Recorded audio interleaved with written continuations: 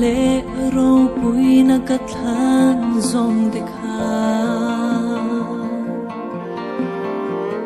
lim na min pe emo katilain kalung ngai nga min khen tu lo ni si mit mu in parang vu ma ila tharang nero at su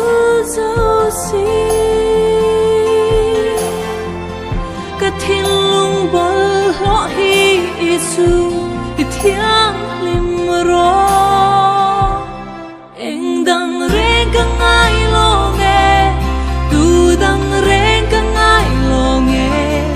lali swaga kia nga o reng si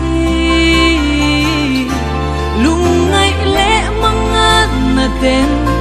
min sim boy le chin ma se akiang se iswanen so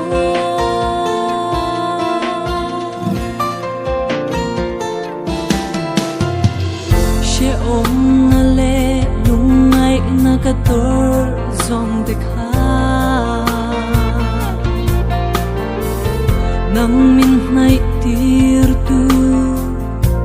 alone si kalung mo ye lan pa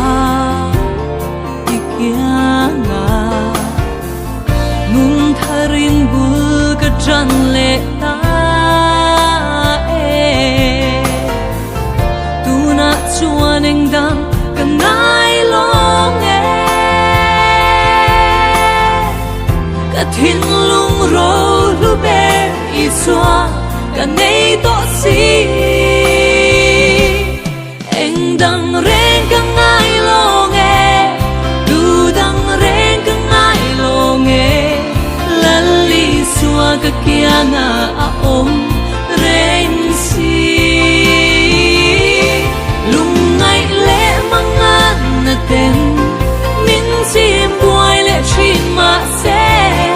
akiang zela iswanen so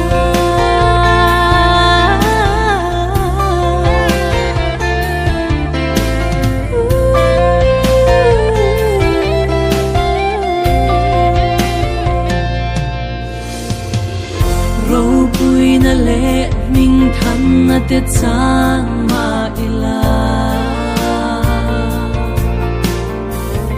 lim na tuan thling nge ka nei zok si